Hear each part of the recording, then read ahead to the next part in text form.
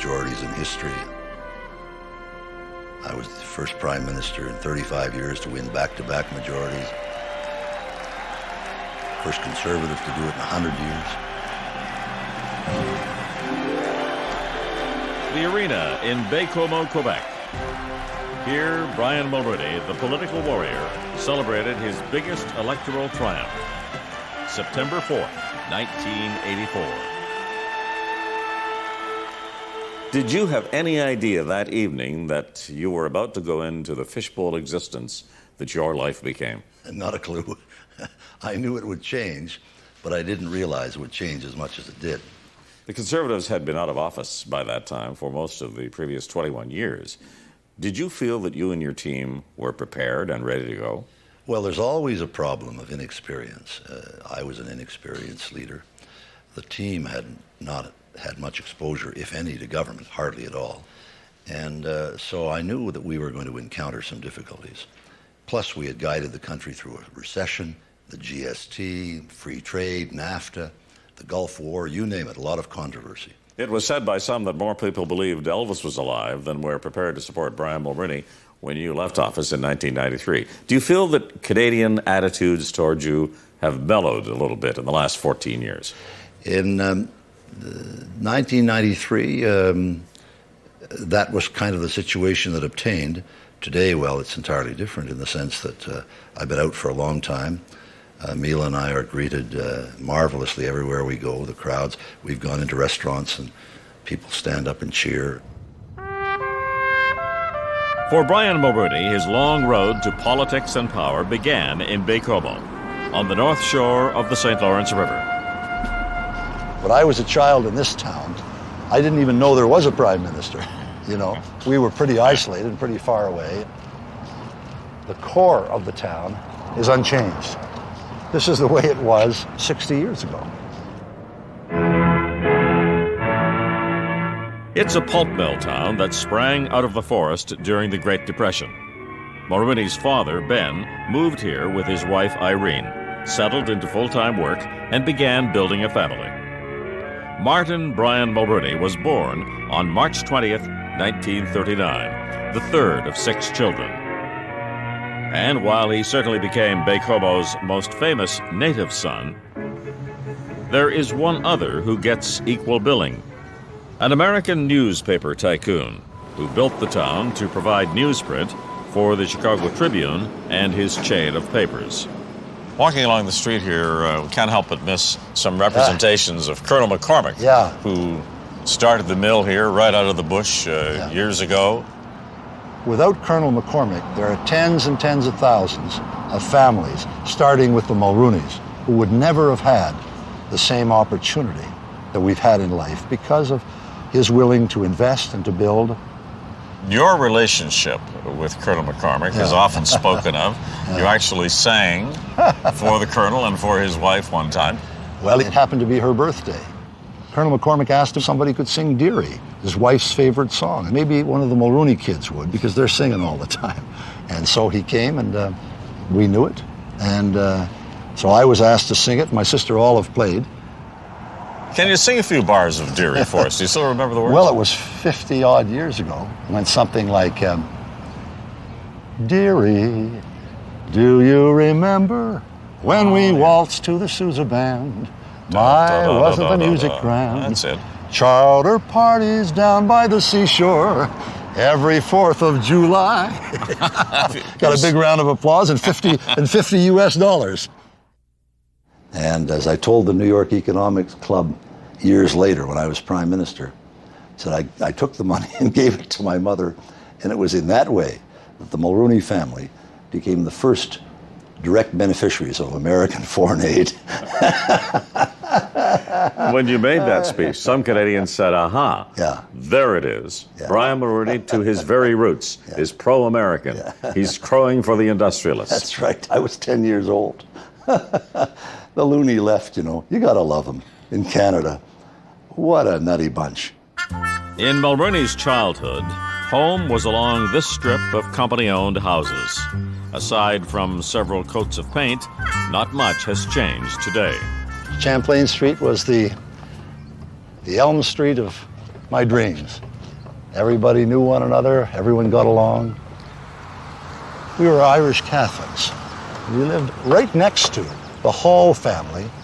They were English-speaking Protestants. Next to us were Catholics. By the time I was 12, I didn't have a clue who was what. They were all just people from Champlain Street. It's impossible for him to walk up the street without running into old pals and neighbors. Long time no see. Goddamn right. Hey. One thing we all learned pretty early, although we didn't know what it was called then, is tolerance. And that was the principal hallmark of Baie-Comeau, which I carried with me through life. La famille de Charlie. Ah oui, de Charlie Isabelle. Young Brian was an altar boy, but he admits to being a challenge. Me, I was a bit of a pain. That's why that sister in school said of you, Brian Mulroney, you have the face of an angel, but you're no angel.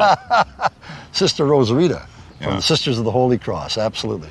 And so my she father... had you cleaning graffiti off the wall. She did, right? She did. So you and your chums were putting graffiti on the wall. That's right, we got caught at it. Like most families in Baie-Comeau, the Mulroneys were working-class poor. In your book, you say that you respected your father, you feared him a little bit, but your mother was the core of the family. She held everything together, and you never wanted to disobey her because you loved her so much. That's right. Yeah.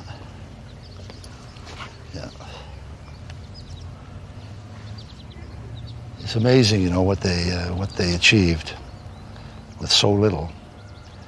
I mean, we lived right there at 99, Champlain, and I can see her in my mind's eye, you know, looking after 6 kids. My father, boarders, with no educational background to do it. My father, we were a little fearful of, didn't want to disappoint him. But my mother, we didn't want to disappoint her because we loved her so much. She was the center of our lives. There it is, 99 Champlain. A small, semi-detached house that Brian Mulroney has not been inside in 50 years. Bonjour. Salut. Tiens, on me dit que je peux visiter 2 minutes. Pas de problème. Comment ça va? A new, young family moved in just days before this visit. Despite the years, all very familiar. And in here was my brother and me, originally in here. And in the living room, Mulroney can still see his dad coming home after working 2 jobs to make ends meet. And he'd have a beer, put his feet up and say, well, Brian, we're almost over the hump. We're just about over the hump. You know, a little while, everything's going to be okay. And he was referring to our financial problems. And of course, we both knew that wasn't entirely accurate. We had a long way to go before we got over any hump. To help, young Brian took on a series of jobs, like delivering flyers with his sled. Your father had something to say to you the day you went home and you said, I'm sick of distributing those flyers. I don't want to do it anymore. I want to throw them in a snowbank. And he said, don't you ever quit anything that you're doing. Even though you're down and defeated, keep going. Get up and keep going. Never quit anything that you have taken on. Finish it off to the end, to your very best. In spite of criticism. He said, never let any criticism stop you or deter you from what you want to do. Determination was to become a hallmark of Brian Mulroney's personality. He went to university at St. Francis Xavier in Nova Scotia. But every summer, he'd come home to Baie-Comeau to earn his tuition. He'd sit at the Taverne aux Amis with pals who'd stayed to work in the mill.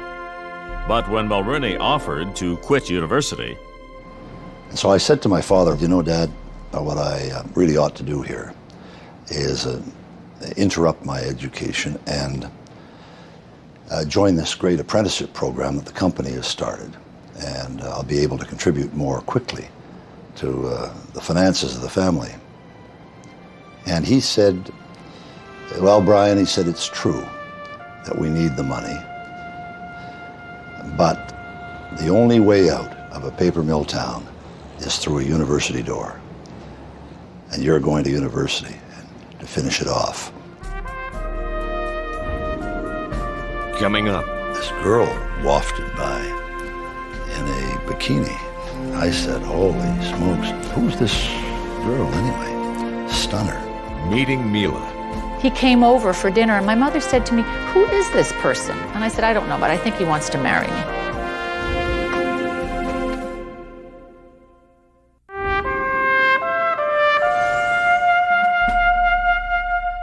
May 1959. This rare home movie shows Brian Mulroney at his graduation from St. Francis Xavier University in Antigonish, Nova Scotia, St. FX. Here with his father and mother, having found that university door they had told him was his exit from a mill town. It was at St. FX that Mulroney chose the Progressive Conservative Party. That's where I got involved in politics for the first time and developed a taste for it that carried me throughout my life. It would seem that coming from a working class family on the Quebec North Shore, having voted Liberal in the family, that you might be inclined to go with the Liberals first. I was approached by a young guy on the campus and asked me to consider joining the Conservative Party. And what appealed to me about it at the time was the fact that the Liberals had been in power federally for almost 22 years, and they were in power in Nova Scotia for about 40 years. And I've always liked the underdog, so I figured this is for me. The pages of the St. FX Annual at his graduation year laud Mulroney's achievements. A champion debater, a silver-tongued orator, undefeated in 3 intercollegiate debates, Prime Minister of a model parliament, and a committed conservative. I attended the leadership convention that selected John Diefenbaker in December of 1956 in Ottawa. This was an extraordinary thing for a kid from Baie-Comeau to wind up at a national convention. And I was supporting Dief. The chairman of the Youth for Diefenbaker movement was Ted Rogers. The Ted Rogers? The Ted. Ted was my chairman. He had recruited me to be on the Youth for Diefenbaker committee. You did have a job there, did you not? I did. Ted Rogers said, we want you to... Put up posters.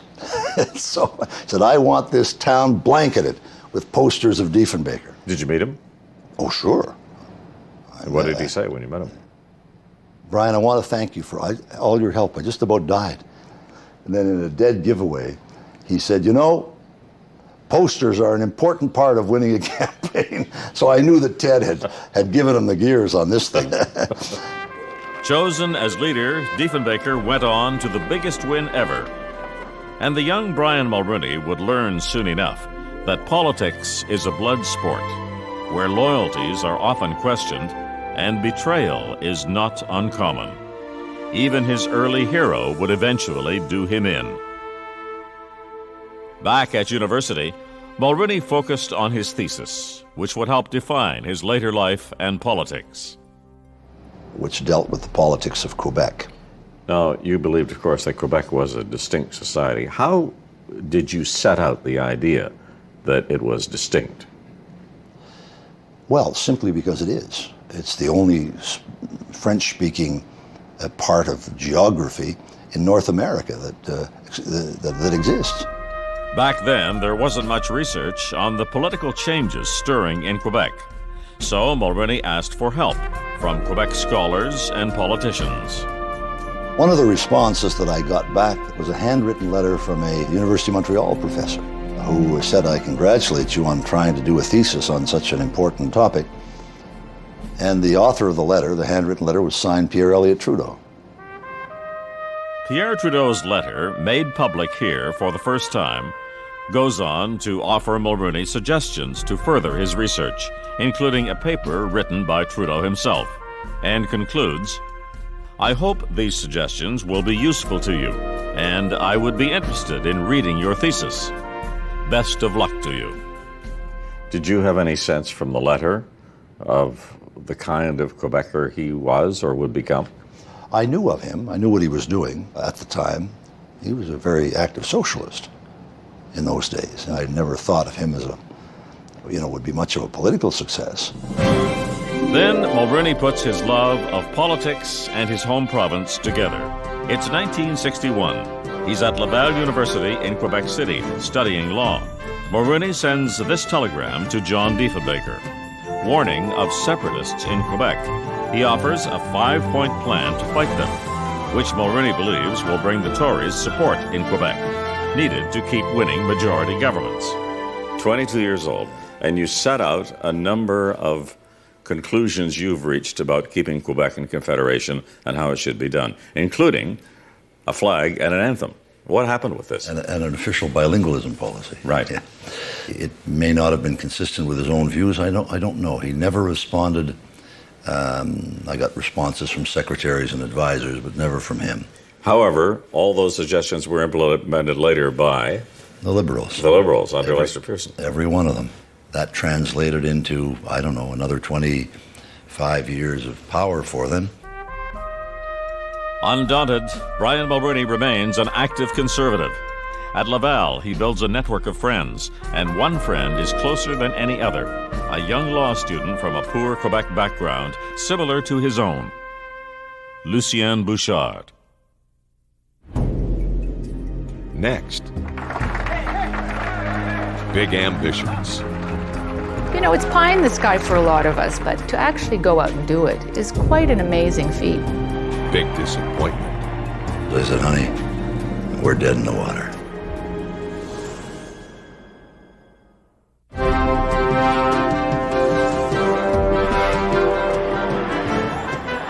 Brian Mulroney is unquestionably one of the most successful politicians of our time. And with Mila at his side, he really had the country dancing to his tune. They met when he was a dashing young labor lawyer in Montreal and working the back rooms of the Conservative Party. Here with the ultimate backroom boy, Dalton Kemp. More Tories got more free booze during that period than you could shake a stick at. At 33, after settling a big strike, he was resting up poolside. This girl wafted by in a bikini. Do you remember the color? Yeah, it was blue and white. And I said, holy smokes. So I go over to see the manager, Charlie, the club. And I said to him, Charlie, who's this girl anyway? Stunner. He said, why don't you wait a day? I said, why? He said, because she's 18. I said, what's that got to do with anything? Well, he said, tomorrow's her birthday. She'll be 19. Be easier for you then. I said, well, Charlie, thank you very much. I'm going to introduce myself. And you sensed something right on the spot. You sensed that she was going to be the one you were going to marry. Yeah. Shortly after you met her. Yeah, we had a chat, and I said to myself, this is the girl I'm going to marry. That girl was Mila Pivnički, who'd come to Canada as a refugee from communist Yugoslavia at the age of 5. At 19, I had my career planned. I was going to be an engineer. I was going to be an architect. But when we did finally go out, he was so amusing and so worldly and so kind that everything came together. So there was a spark pretty fast. He came over for dinner, and my mother said to me, who is this person? And I said, I don't know, but I think he wants to marry me. So it was one of those, I think we both had an inkling, but I was thinking, marry me down, say in 6 years. Not that year. Kind of plan he had, yes, exactly, which was immediate. Exactly. Right. 10 months later, they were married and honeymooned in Europe. Did you have any sense that you might be marrying a future prime minister?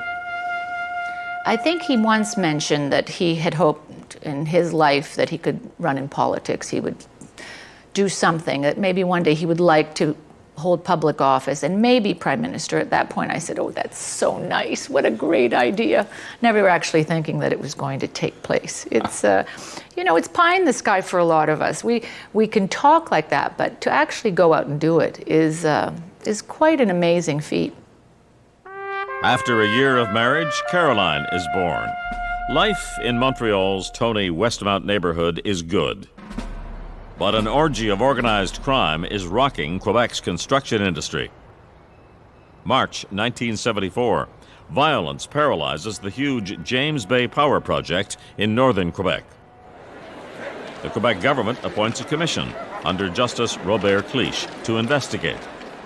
As one of the three commissioners, Brian Mulroney is thrust onto the stage and becomes a household name in the province. It became, as they say, un vrai téléroman. It was like the biggest thing on TV every night. It was extraordinary stuff about people getting murdered and people getting maimed and people getting threatened and criminals violating your basic rights. The commission report wins Mulroney praise. It is now 1976, and the Tories are looking for a new leader. Friends convince Brian Mulroney to move from the back rooms to center stage. I want to try, with your support, to bring the province of Quebec into the fullness and the magnificence of Canadian life. This is what must be done through the Conservative Party. By the convention, he is a serious contender, until he runs smack into the man he once idolized, John Diefenbaker. Mulroney didn't back Dief a decade earlier when the former Prime Minister's leadership was under attack. Now it's the chief's turn to get even. He made it very clear that someone who had not been elected to the House of Commons should never be leader of the Conservative Party, and inasmuch I was the only one, it applied to me. In the British parliamentary tradition, those that achieve the Prime Ministership must have had years of experience. As soon as he spoke those words, I said to Mila, "Honey, we're dead in the water." In his book, Mulroney presents evidence that the elected MPs ganged up against him and persuaded Diefenbaker to sink him. Joe Clark wins the leadership. I have no regrets at all. We put together, I always thought that we could make a contribution to the party and to the country.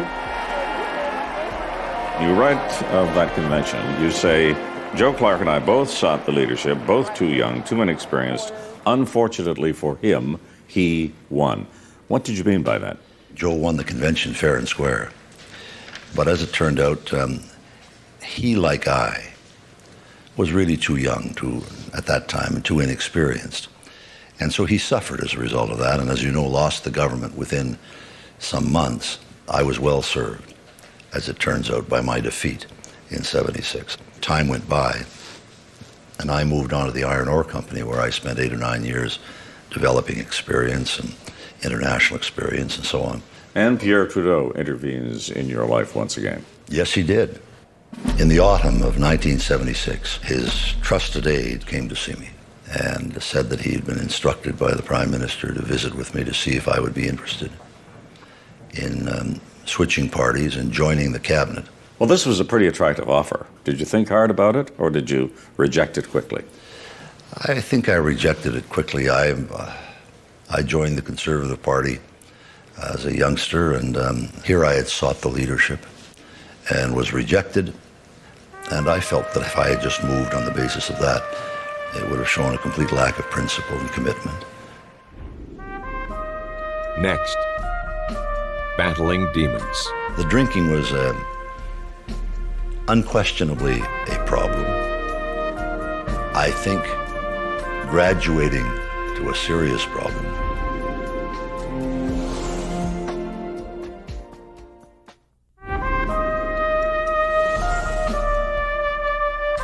At age 36, Brian Mulroney, the poor boy from Baie-Comeau, has grabbed for the leadership of the Progressive Conservative Party and has come up short. We were kind of roadkill, and we were left there, and we went back to Montreal and had to start all over again with no assistance or no encouragement or very little. I mean, there was no outreach to Mila or me by the party or anything. Well, I was very sad for him. I knew how grueling the last few months had been for him, and I knew how much it all entailed. Not only the financial, not only his energy levels, his lack of sleep, his writing your own speeches. He was sort of a one-man band for that first campaign, and so I was very sad. But I knew it wasn't the end. In the book, both on the page and between the lines, you can see that he was really devastated after that first. Of course he was. Of course he was. And he was devastated because to have people that you admire, to have them say, no, you're not good enough, that's a very tough thing to accept. Mulroney leaves his law practice and becomes president of the Iron Ore Company of Canada, a high-flying international executive working for an American subsidiary. At home, 3 children now: Caroline, Ben, named after his grandfather, and Mark. These private photos show a happy family. But now Mulroney must face a nagging problem. Social drinking that started in his youth is getting out of control. The drinking was unquestionably a problem. I think graduating to a serious problem, and had I not dealt with it, would have clearly knocked me out of contention for the kind of life I've been able to lead. Over what period of time were you, or what you would call yourself, a heavy drinker? Maybe for 10 years. 10 years. Yeah. And what was the revelation that made you come to and say, hey, I've got to stop Well, this? Nothing in particular. There wasn't an epiphany. I had not been to any group or anything like that. But a couple of my very good friends, starting with my wife, were saying, hey, you better watch it. You're doing too much of this. When you said Mrs. Mulroney was the beginning of that, yeah. Was that in the nature of an ultimatum? That is, get this right or we're in trouble? No. It was get this right or you're in trouble. So how did you go about dealing with it? I woke up one morning and said, I'm never going to have another drink. Just like that? Just like that. And from that day to today, which is 27 years, I've never had a drink. So you quit cold turkey with no help. How tough is that to do? Very tough. Very tough, although I have to tell you that I found it tougher to give up smoking. I love smoking cigarettes, and I smoke too much, and probably a dimension of some kind of an addictive personality. Although the alcohol was something that I felt urgently that I had to do. And I did. And in fact, it was a couple of weeks went by, and Mila said to me, what are you doing? I said, I'm not doing anything. She said, yes, you're doing something different. And then she said, oh, I know what's going on. And you hadn't told her you'd quit drinking? I hadn't told her because I didn't want to tell anybody. Why? In case you fell back into the... you fell back. And then Mulroney gets what few politicians are ever offered, a second chance. Joe Clark had gone on to win a minority government, but he blows it. December 1979. Clark's government loses a non-confidence motion. And there were specials on television saying the government had just been defeated, which I couldn't believe. I thought it was lunacy. Mr. Speaker, I rise on a point of order. The government has lost a vote on a matter which we have no alternative but to regard as a question of confidence, and I simply want to advise the House that I will be seeing His Excellency the Governor General tomorrow morning. How do you categorize that event in modern political history? I think it was one of the great mistakes in judgment to go into the House of Commons after 16 years in opposition and to place the government, the life of the government, in peril, and in this case, certain defeat, is an unusual decision.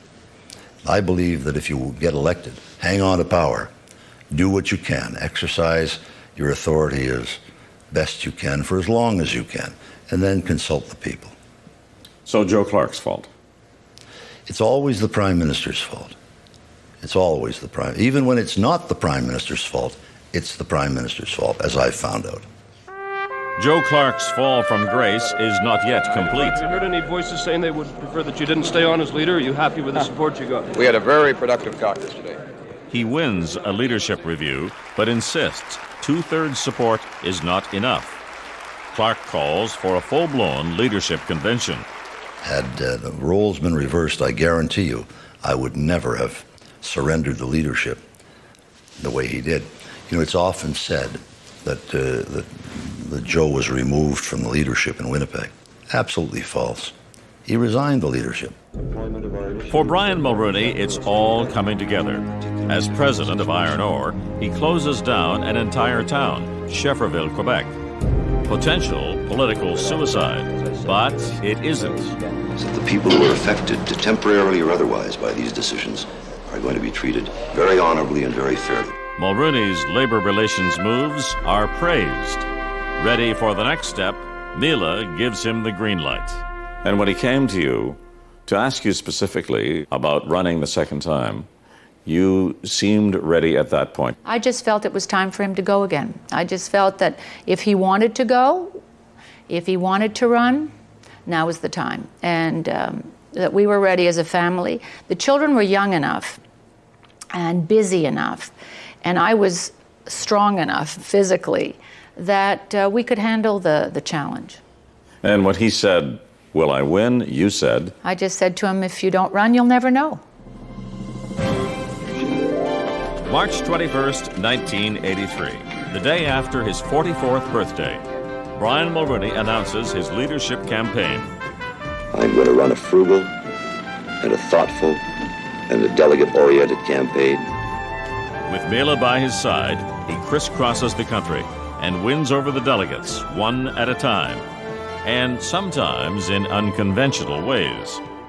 Well, Ace McCann, who was my great friend from Pembroke, had lined up this wonderful young lady by the name of Jackie Cottenham. And so Ace said, now look, she's key here, and she's very policy-driven. So you're going to have to meet with her alone and answer all of her questions, and she may or may not vote for you. So we get together in a diner for breakfast. We both order bacon and eggs. The eggs come, and the bottle of Heinz ketchup wasn't producing. So Jackie takes her knife and puts it in the bottle and shakes it out a little bit and gets some ketchup for the eggs. And I watch this, and I promptly grab the bottle myself and do exactly what she did, put it on my eggs, and we had it. And she asked me every question under the sun. And then Mila and I got on the plane and went to Vancouver to campaign. So I called Ace when I got in that night. And he said, I've got good news for you. I said, what's that? He said, Jackie Cottenham's going to vote for you, and she's going to round up every vote in the valley. By God, I said, Ace, what was it? Do you think it was my forestry policy or my economic development policy for the valley, or my constitutional position? He said, no, it's the way you handle the ketchup.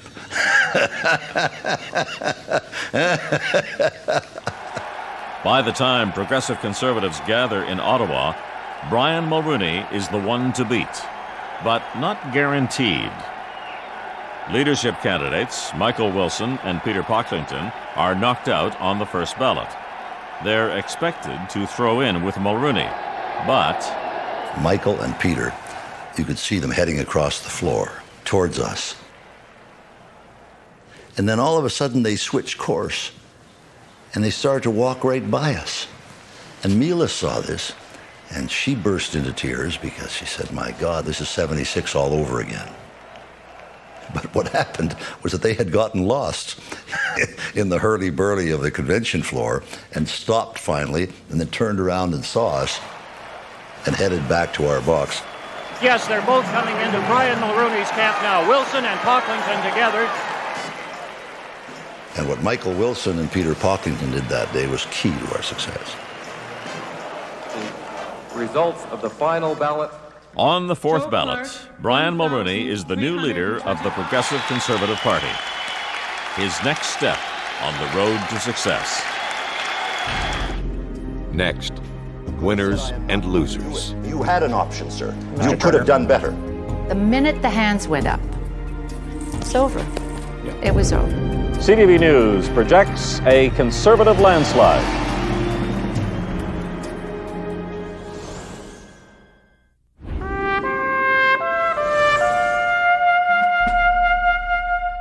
For 9 years, this was Brian Mulroney's office on Parliament Hill.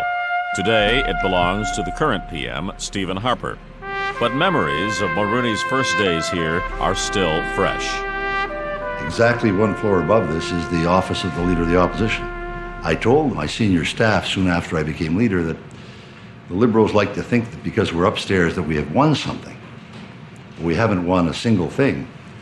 And the truth of the matter is that what I plan to do was to go across to the Langevin block and throw all the furniture out on the street and throw all those Liberals out and then go for a swim in Trudeau's swimming pool. And then, and only then, will we realize we've won something. Brian Mulroney gets his chance in 1984. Pierre Trudeau resigns. Skies were right. Went for a long walk. Came back at midnight. Took a sauna. Got rid of all the accumulation of baggage and just made up my mind. John Turner takes over as Prime Minister and calls an early election. Almost immediately, the issue is patronage. Turner appoints Liberals to government jobs at the request of Pierre Trudeau. The appointments that were announced earlier today, all those appointments except one, were in furtherance of my commitment to Mr. Trudeau. And Mulroney was crisscrossing the country also talking patronage, appointments for Conservatives should he win the election. Then Brian Mulroney makes his first major campaign mistake. Happy birthday! It's Mila's birthday, celebrated with reporters at the back of the plane. I started as a waiter and here I am again. But Mulroney doesn't stop his joking there. Off-the-record comments that are reported in the Ottawa Citizen. Mulroney referred to Bryce Mackessy's appointment as ambassador to Portugal. His comment last Saturday was, "Let's face it, there's no whore like an old whore. If I had been in Bryce's position, I'd been right in there with my nose in a public trough like the rest of them." I was mistaken to treat so important a matter in a way which might be misunderstood, and very much regret having done so. During the TV debate, Turner tries to nail Mulroney on patronage. It turns into one of the most electric moments of any campaign. Who he or she is.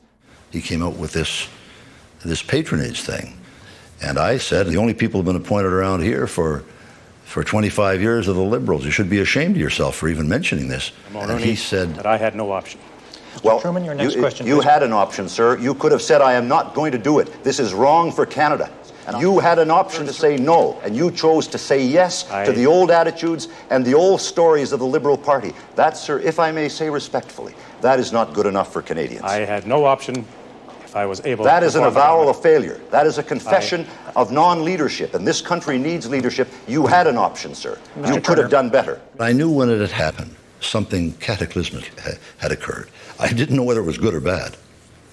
And I never said anything until we left the studio and I got in the car with Mila and I said, "What happened?" She said, "The earth just moved." The minute the hands went up, I had no option. It was almost, as tragic as it sounds, a deer caught in the headlights. It was over. Yeah. It was over. Momentum is now with Mulroney. On the last day of the campaign, even protesters can't put him off. I have a grown man here conducting himself like a child. And at the next stop, who walks by outside the school bus but a guy carrying a sign that says, you know, down with that SOB Mulroney.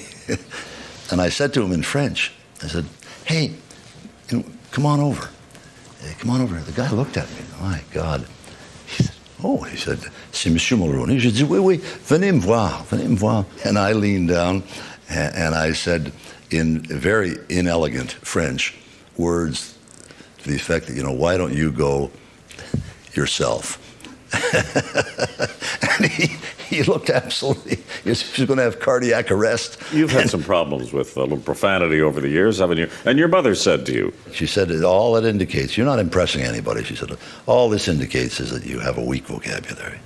And she said, if you keep this up, I'm going to wash your mouth out with soap. Which she did. She did? Which she did, absolutely. And unfortunately, even the soap didn't completely cure me. It cut it down a little bit, but it didn't completely expurgate it. September 4th, 1984. From the CTV News Election Center in Toronto, Decision 84. And this is the story of the 33rd general election. CTV News projects a Conservative landslide. Brian Mulroney sweeps to power with the most seats in Canadian history. New opportunity, a new day for Quebec. and a brand new day for this wonderful Canada. And regarding your parents at a time like this, what do you think your father would have thought if he'd been around long enough to see your success, elected as Prime Minister? My mother did. Yes. My mother did, for which I'm eternally grateful, because she did see one of the people who went through the tough times saw some of the sunshine. I think my father would first have been flabbergasted. So surprised would he have been by this. But then I think he would have been secretly proud, and he was very quiet in terms of expressing that kind of enthusiasm for anything. That night in 1984, from his hotel suite, Brian Mulroney can see the house where his father lived and died, never to see his son's success. I lay down in a little room that looked over that street. And I listened to the radio coming in of the reports of our victory. And I was, of course, pretty hyper, and I couldn't sleep at all. And at 3 minutes to 7, I heard the mill whistle, which was the whistle that controlled his life. And from the window, I could see my dad's little house. And I was just overcome with emotion because of what he might have thought, and how hard he had worked to see some success, but never quite saw it. And so I think of him regularly and what he did, and what a great father he was, and a great husband for my mother, and source of strength and admiration for all of us. And in my case, I felt that he deserved better from me, that I never thanked him properly.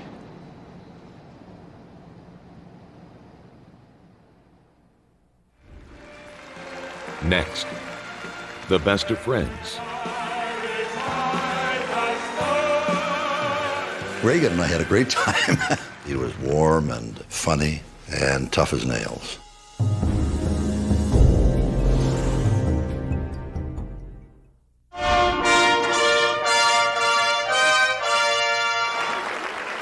September 17th, 1984. Brian Mulroney is sworn in as Canada's 18th Prime Minister. The official photographer captures the moment when Mark asks, "Daddy, what's happening to us?" It was equally overwhelming for his father. The international agenda was extraordinary. There was apartheid in South Africa, nuclear missiles pointed at London, New York, and Washington.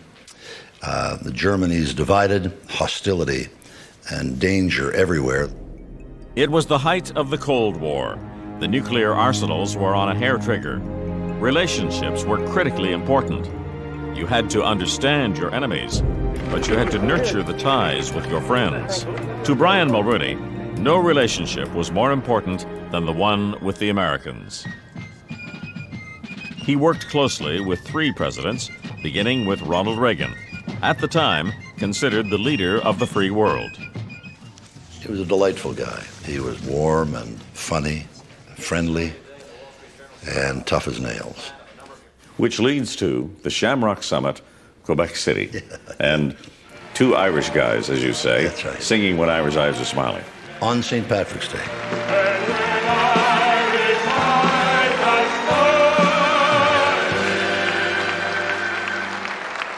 Sure they'd steal your heart away.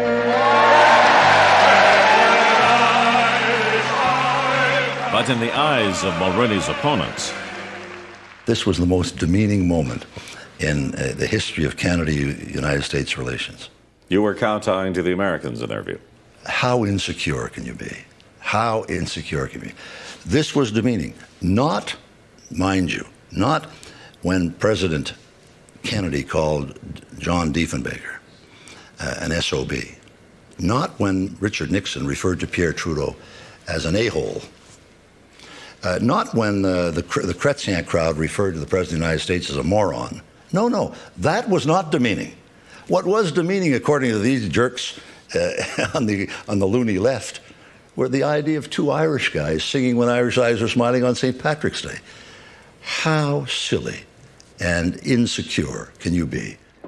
Criticized maybe, but the relationship established in Quebec City led to agreement with the Americans on many tough issues. There is this perception that Canadian prime ministers publicly have to criticize the Americans once in a while. This is goofy stuff. If you think that you are going to insult the President of the United States or his administration or his people, how much progress do you think you're going to make on sensitive files after you have done something like this? I'll give you the answer. 0. In my 9 years as Prime Minister, we did the Canada-United States Free Trade Agreement, the Canada-United States Acid Rain Treaty, the North American Free Trade Agreement, and the Arctic Sovereignty Agreement. Those are 4 big-ticket items that we were able to achieve in 9 years. It wasn't only the men who advanced Canadian-American relations. It was their wives, too. And Ronald Reagan and Brian Mulroney knew it. One day, in a state visit in Ottawa, we were in the hangar out there, just the two of us with the RCMP and the Secret Service, waiting for Nancy and Mila. And the bands were playing, and you could hear Air Force One gearing up and so on outside. And in comes the limos. Out get Mila and Nancy, and they're walking towards us. And as they do, Reagan puts his arm around my shoulder, and he said, "You know, Brian, for 2 Irishmen, we sure married up." Next, under attack. Never before had there been anything of such venom. He called me a weakling, he called us cowards. It was a vicious personal attack.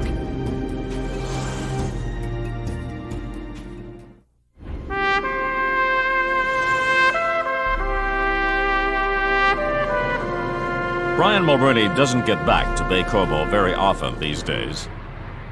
But when he does, the town on the north shore of the St. Lawrence River offers a chance to remember how his personal life and political goals are rooted in Quebec. Hello, Modic. On this visit at the manoir, where he was once a bellhop, a chance for Mulroney to visit with friends from his youth. I took my first beer on Champlain Beach because of Brian Mulroney. And I really had to twist her arm, too, as you can see. So did you ever think he would go on to be Prime Minister one day? Was he one of those people you sort of red-circled and said, there's a fella going places? Oh, well, I think we always knew he was going to go places because he was pretty sure of himself. Oh, ça fait 52 ans. 52 ans. An Anglo-Irish kid living in a sea of French. The integration was so total. Mulroney learned early that Francophones and Anglophones could live together. So when in 1982, Pierre Trudeau patriated the Constitution without Quebec's signature, Mulroney was appalled. When he finally became Prime Minister, he vowed to bring Quebec on side. Mulroney summons the premiers to Ottawa for intense negotiations. What did you have to do to get them on side? Well, I had to focus their minds on the tremendous benefits that would come from a united Canada and the dangers that were inherent in leaving this situation festering. Anybody who thinks that it's wise to have a country like Canada linguistically divided, as we have been for 140 years, and to have a constitution that has been repudiated by the Federalists and the Separatists in the province of Quebec and doesn't bear their signature. Anybody who thinks this is wise had better think again. Behind-the-scenes photos, never revealed until now, capture the tension.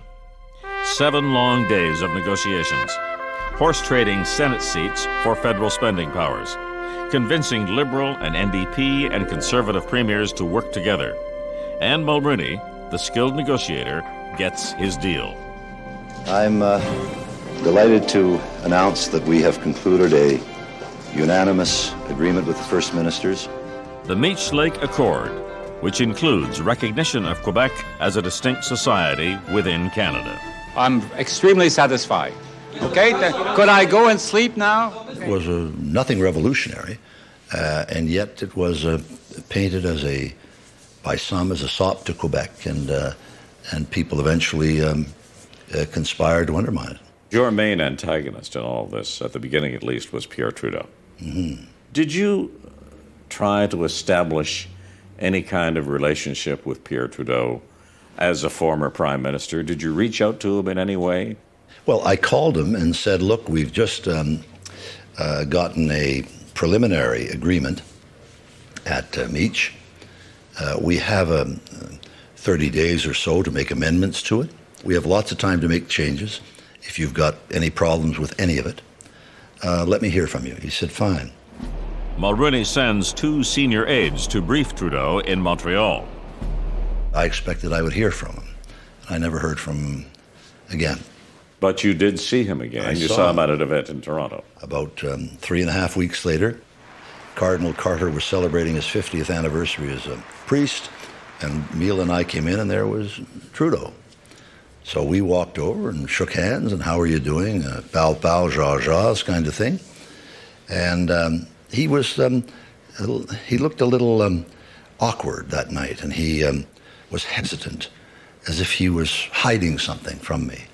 And I woke up the next morning, and there in 8-column headlines and the Toronto Star was the most vicious personal attack ever leveled by a former Prime Minister against a sitting Prime Minister and premiers in Canadian history. Never before had there been anything of such venom and virulence laid out. Called you a weakling. He called me a weakling. He called us cowards. He called the premier snivellers. Well, you name it. It was all there. It was a vicious personal attack. One of his cabinet ministers, Francis Fox, said, look, the only reason for this is that Pierre Trudeau doesn't want Brian Mulroney to succeed where he has failed. Trudeau's attack begins to turn public opinion against Meech. But Mulroney doesn't give up. He gets the premiers together again, and one by one, the provinces ratify an amended agreement. But there's a holdout. Newly elected Clyde Wells of Newfoundland. And now as we turn to deal with Quebec, to try and bring Quebec in on honorable terms, it is so easy to say, I wouldn't do that, no distinct society for this, no that, because that's a favor to Quebec. I don't think there's a fundamental difference of philosophy between us, and I don't want you to characterize it in that way. But no one province can hold up the constitutional development of this nation forever. Oh, I think he had a view of Canada as a unitary state in which the provinces played a peripheral role, and that all the power was best exercised centrally. He was a practitioner of in the Trudeau school, totally infatuated with Mr. Trudeau's view and vision, and desirous of implementing the master's voice. Mulroney is despondent. Without Newfoundland, Meech is finished. But Mulroney is determined. He even flies to St. John's to try to convince the Newfoundland House of Assembly to ratify Meech. I believe that of all of the qualities that one can associate with a democratic nation, tolerance is the highest one of all. The vote is scheduled for the next day. After dinner, I said, Clyde, what are our chances tomorrow? And he said, on a scale to 1 to 10, I'd give it a 5.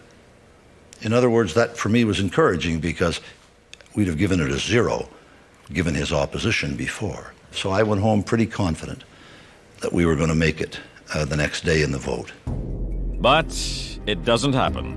The official photographer captures a stunned Mulroney and his staff watching Clyde Wells announce that the Newfoundland legislature will not even vote on the deal. The present government of Canada is still rolling the dice, gambling with the future of this country.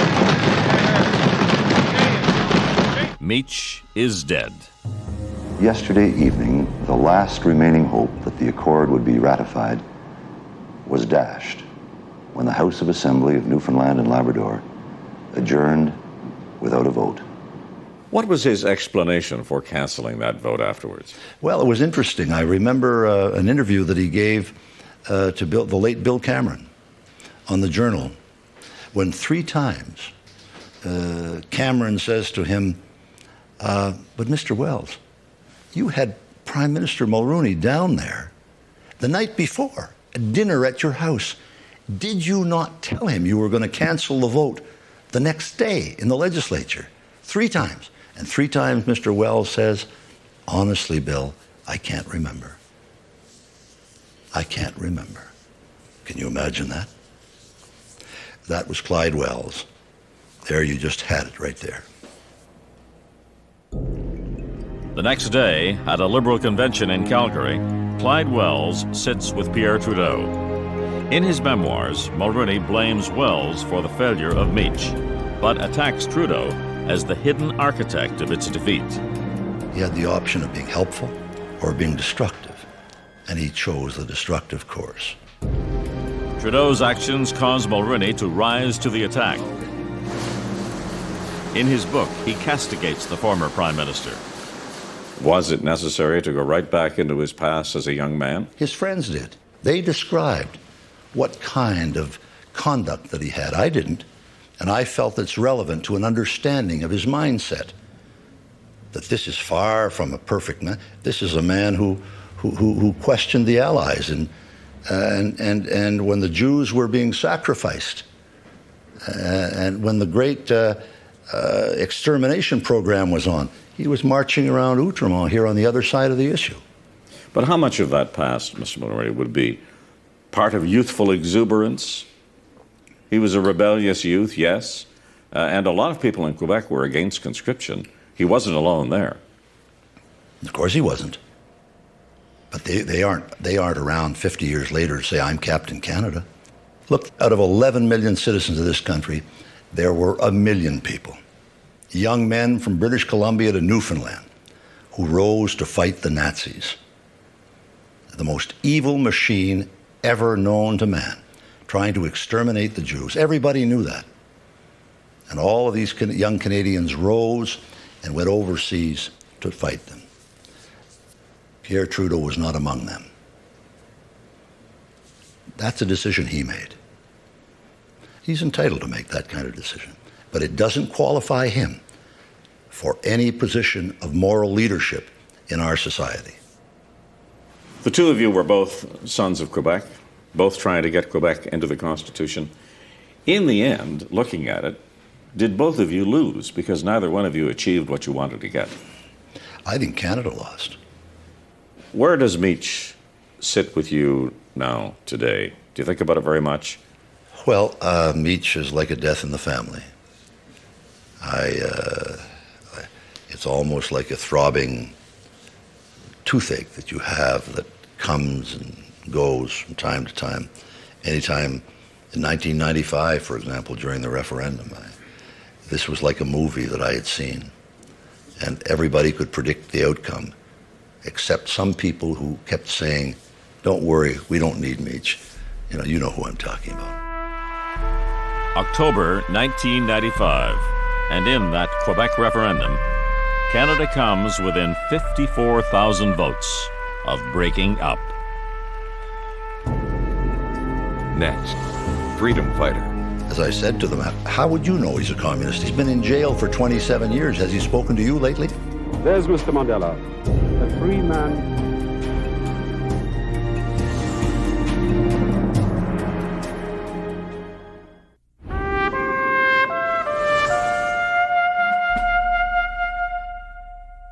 During his 9 years as Prime Minister, on the world stage, Brian Mulroney found the success that often eluded him at home. Working with the most prominent leaders of his time, U.S. Presidents Ronald Reagan, George Bush Sr., British Conservative Prime Minister Margaret Thatcher. Tough as nails, a great hostess, charming, thoughtful, who could then hit you over the head with a baseball bat if she disagreed with you on a matter of substance. She had a little bit of ambivalence about you at times when she was asked about you. As a conservative, she said he's a progressive conservative. In her book, she said, Brian Mulroney, he's charming and charismatic, but I fear he places too much emphasis on the adjective rather than the noun. In other words, I wasn't right-wing enough for her. They were allies most of the time, but there was one matter of substance on which they locked horns: apartheid in South Africa and how to get rid of it. This is all about dealing with a regime that is rooted in evil. Mulroney pushed for economic sanctions. Thatcher disagreed. She was against apartheid. She was against it. She thought it was morally reprehensible. But her problems were that there was huge British investment in South Africa compared to any of the rest of us. Colossal investment. She tried to get me to moderate my position, and I wouldn't do it. Mulroney remembers this meeting at Montreal's Mirabel Airport, where Thatcher gives him a dressing down. In the end, the matter always has to be done by negotiations, so let's concentrate on getting those negotiations going. But then, as at later Commonwealth meetings, Mulroney doesn't give in. We are prepared to invoke total sanctions against that country and its repressive regime. Year after year, supporting the African National Congress and its jailed leader, Nelson Mandela. So I said to our guys, to hell with it. We're going to go and lower the boom here. And we're going to be firmly on the side of Mandela in South Africa. And we are going to reject the arguments that Mandela is a communist. As I said to them, how would you know he's a communist? He's been in jail for 27 years. Has he spoken to you lately? The answer, of course, was no. Well, why do you say these things? And moreover, I said, if I were in jail for 27 years and the communists of Cuba were helping me, they'd be my friends. If the Americans were against me, I wouldn't like it. If the British were against me, I wouldn't like it. I would be friends if I were from South Africa and I were a young black man imprisoned there. I would support those who supported me. Mulroney takes the lead, and eventually it works. Mandela is freed. There's Mr. Mandela, taking his first steps into a new South Africa. Ultimately, apartheid is dismantled. Nelson Mandela's first foreign visit is to Canada. It gives me a great deal of pleasure to come and thank the people of Canada directly.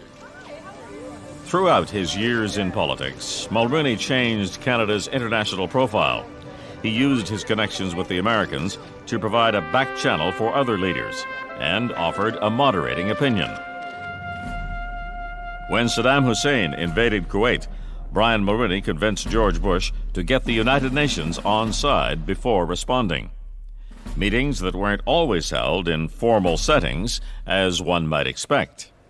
If you have that kind of friendly relationship, oftentimes you can persuade him to take steps which are in a multilateral interest as opposed to a unilateral interest. When war looms, Canada sends troops, and Mulroney picks up the phone to call allies, like Egypt's president, Hosni Mubarak. And so I said to Mubarak one day, I'm a little concerned about putting Canadians in harm's way there. He said, Brian, he said, look, you don't have to worry about the Iraqi Air Force. I said, why not? He said, they're awful pilots. He said, I know. We trained them. And who could know that international affairs of state could occasionally be fraught with unforeseen dangers, like this, in a meeting with Chinese leader Deng Xiaoping. And he was sitting where you are, and I was sitting here. Over here, there was a spittoon. Every once in a while, you bing, and he'd hit the spittoon dead on. And I had my leg up like this, and Mila had gotten me some new loafers, and I had to move them. I didn't want them assaulted by Deng Xiaoping on his way to the spittoon. Next, a stinging betrayal. While he was meeting with me, they were meeting secretly with the separatists. This is a betrayal of almost Shakespearean proportions. I was flabbergasted, stunned.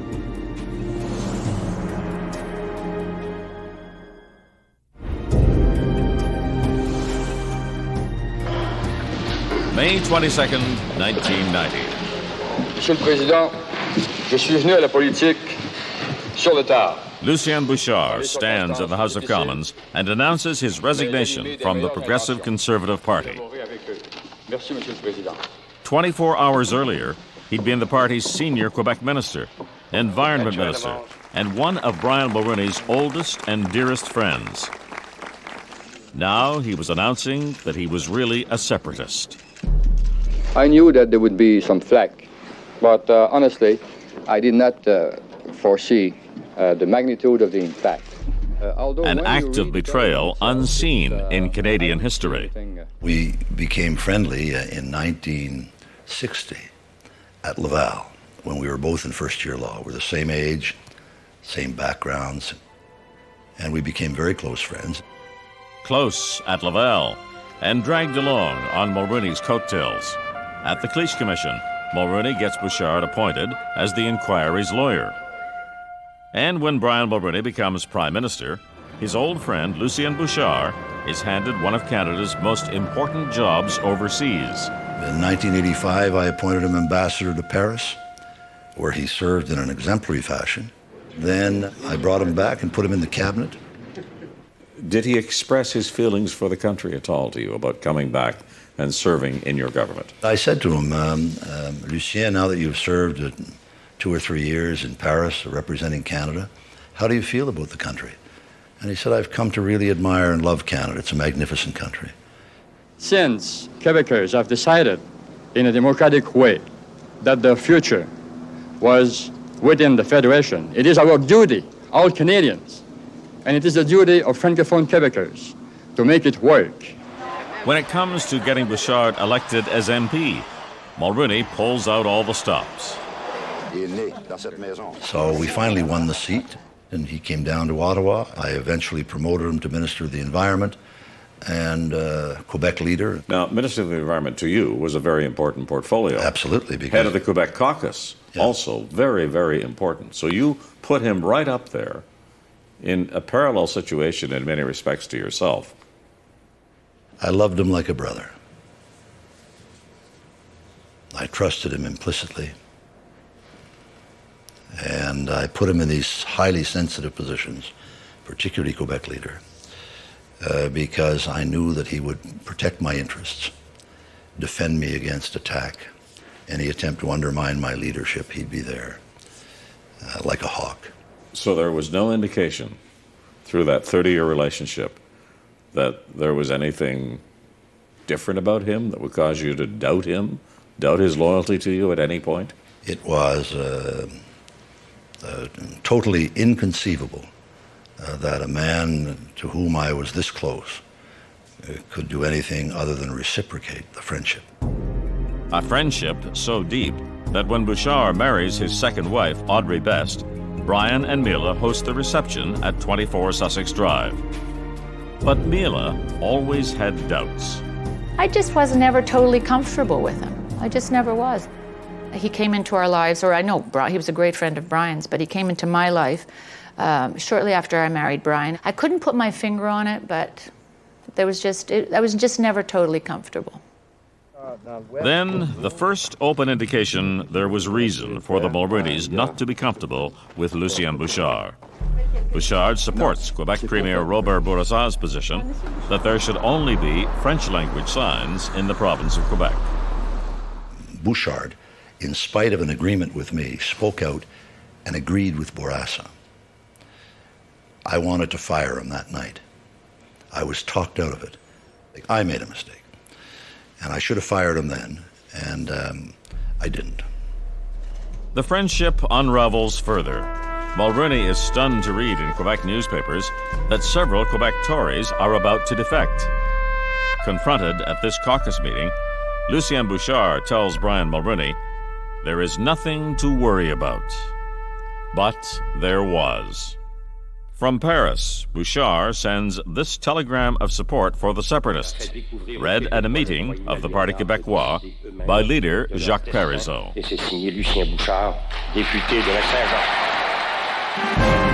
federal cabinet minister cozying up to the separatist cause, betraying a 30-year friendship. I called him over to 24 Sussex, where he reluctantly appeared, and I fired him in my den at 24 Sussex. It didn't make any sense what he had done. I couldn't figure out why he had done this. He said it was an emotional decision taken in Europe. It wasn't until many years later that we found out the truth. In fact, 14 years later, Mulroney only learns the true story behind the treachery in this biography of Jacques Parizeau. According to Mulroney, Bouchard had been working with the separatists for months, trying from within to destroy the Quebec wing of the Conservative Party, while professing his loyalty to Mulroney and his cause. And sending the telegram was not an instant emotional decision. When he sent the telegram from Paris, the whole thing was a hoax. He had cooked up the deal with Parizeau weeks before, while he was a member of my cabinet. While he was meeting with me, they were meeting secretly with the separatists. The letter, a famous telegram, had been given to Parizeau personally, and Parizeau had made 6 corrections to it. This emotional telegram that he's alleged to have sent from Paris had been cooked up, signed, sealed, and delivered weeks before in Montreal. Just to get this straight now, are you saying that there was a kind of fifth column operating within your government, that Jacques Parizeau was dealing with Lucien Bouchard when he was your cabinet minister representing Canada to overturn Quebec MPs' minds about whom they should support, which side they should be on? Is that what was going on? That's exactly what I'm saying. That's exactly the evidence that is contained in the book that was published on the life of Jacques Parizeau. I knew nothing of it. I was flabbergasted, stunned when I read it. How could you know nothing of it? How could I?